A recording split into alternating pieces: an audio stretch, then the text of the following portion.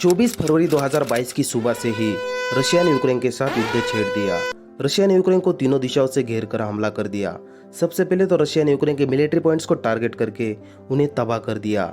इस हमले में यूक्रेन के कई सिविलियंस भी मारे जा चुके हैं। रशिया के राष्ट्रपति व्लादिमीर पुतिन ने अमेरिका और यूक्रेन के साथ जुड़े हुए देशों को ऐलान करते हुए कहा है कि रशिया और यूक्रेन के बीच हो रहे इस युद्ध को टाला नहीं जा सकता। अमेरिका और बाहरी कोई भी देश इस युद्ध में दखल देने की कोशिश करता है तो उस देश का अंजाम बुरा होगा। ऐसी खुली चुनौती रशिया के राष्ट्रपति पुतिन ने अमेरिका को दी है। इसी बीच नेटो ने भी अपनी फोर्स को एक्टिव कर दिया। नेटो का कहना है कि यूक्रेन के बाहर किसी भी नेटो में शामिल देश पर रशिया से हमला होता है तो इसका अंजाम बुरा होगा। और रशिया के राष्ट्रपति पुतिन ने भी न्यूक्लियर फोर्सेस को हाई अलर्ट कर दिया। इस युद्ध में हम रशियन आर्मी और यूक्रेन आर्मी को कंपेयर करते हैं तो रशियन आर्मी की सेना यूक्रेन आर्मी से कई ज़्यादा है। यही नहीं, रशिया के पास यूक्रेन आर्मी से कई गुना ज़्यादा वेपन्स है जो लेकर रशिया यूक्रेन में एंटर हो चुका है। जिसे देखते हुए यूक्रेन के प्रेसिडेंट जेलेंस्की ने अपनी देश की आम जनता को राइफल्स और हथियार दिए। यूक्रेन के कई आम लोग जंग लड़ने के लिए तैयार है तो कई लोग देश छोड़कर पोलैंड, हंगरी, रोमानिया जैसे देशों में जा चुके हैं। यूक्रेन की इस हालत को देखते हुए रशिया के प्रेसिडेंट पुतिन के खिलाफ दुनिया भर में प्रोटेस्ट किए जा रहे हैं। यहाँ तक कि रशिया के लोग भी रास्ते पर आकर पुतिन के खिलाफ प्रोटेस्ट कर रहे हैं इस जंग को खत्म करने के लिए। अमेरिका, जर्मनी जैसे कई देश पुतिन के इस युद्ध के फैसले से सहमत नहीं है। अफगानिस्तान पर कब्जा करने वाले तालिबानियों ने भी रशिया और यूक्रेन को संयम रखने के लिए कहा है, मगर रशिया के प्रेसिडेंट व्लादिमीर पुतिन इस युद्ध से पीछे हटने का नाम नहीं ले रहे। आखिर रशिया और यूक्रेन के बीच इस युद्ध की वजह क्या है, अमेरिका और नेटो का इस युद्ध से क्या लेना देना और इस युद्ध से इंडिया पर क्या इम्पैक्ट होगा, सब कुछ जानेंगे। बस आप वीडियो को अंत तक जरूर देखना। सबसे पहले तो हम जानेंगे रशिया और यूक्रेन के बीच इस युद्ध के वजह के बारे में।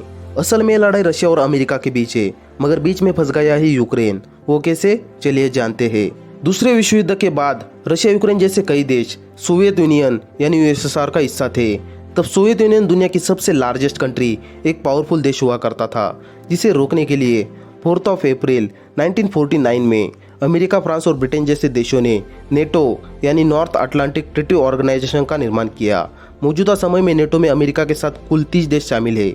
अगर इन 30 देशों में से किसी भी देश पर बाहरी देश हमला करता है तो यह 30 देशों की सेना उस देश पर एक साथ हमला कर देंगे। तो एक तरफ था सोवियत यूनियन और दूसरी तरफ था नेटो, जिससे अमेरिका और पावरफुल देश बन चुका था। कुछ साल बाद सोवियत यूनियन के साथ जो हुआ उसने रशिया को बिल्कुल अकेला कर दिया। 1991 में सोवियत यूनियन पूरी तरह से बिखर गया। रशिया, यूक्रेन जैसे 15 देश सोवियत यूनियन से अलग हो गए और रशिया अकेला हो गया। तब यूक्रेन ने खुद को एक इंडिपेंडेंट कंट्री घोषित कर दिया। रशिया और यूक्रेन अलग होने के बाद इन देशों में तनाव और बढ़ने लगा था। साल 2014 में रशिया ने यूक्रेन का एक छोटा सा एरिया क्रीमिया को अपने कब्जे में कर लिया। तो यूक्रेन को अपनी सिक्योरिटी के लिए दूसरे देशों की मदद चाहिए थी, इसलिए यूक्रेन ने 2017 में नेटो ज्वाइन करने का फैसला लिया।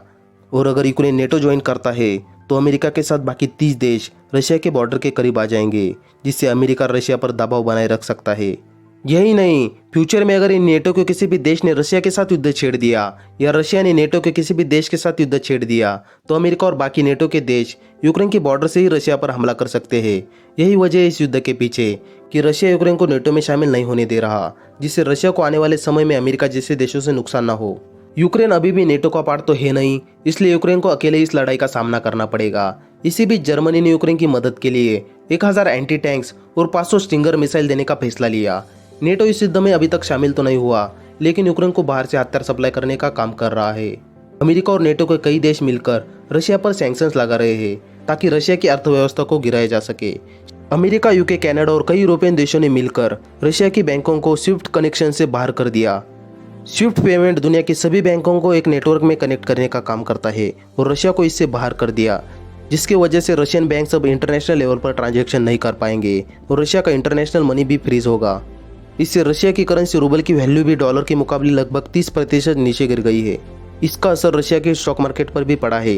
स्टॉक मार्केट बंद हो गया। सैंक्शंस के कारण इकोनॉमी बुरी तरह से लड़खड़ा चुकी है। रशिया के कई बिलियनर्स को भी इस युद्ध से काफी ज्यादा नुकसान हुआ है। हमारे इंडिया पर भी इस युद्ध का असर दिखाई दिया है। इंडिया के स्टॉक मार्केट में भी भारी गिरावट आई। 5% से इंडिया का सेंसेक्स नीचे चला गया, जिससे इंडिया को लगभग 10 लाख करोड़ का नुकसान हुआ। इस युद्ध में एक तरफ है रशिया, जिसने इंडिया और पाकिस्तान के युद्ध में इंडिया का साथ दिया था। रशिया हर बार इंडिया के फेवर में ही खड़ा रहा है। यही नहीं, इंडिया में 86% हथियार रशिया से ही सप्लाई होते हैं। तो दूसरी तरफ है अमेरिका, जो चाइना के खिलाफ इंडिया को सपोर्ट करता है, जिसके साथ भी इंडिया के संबंध काफी अच्छे हैं। इंडिया के सामने बड़ा ही कठिन फैसला है कि वो किसके पक्ष में खड़ा रहेगा।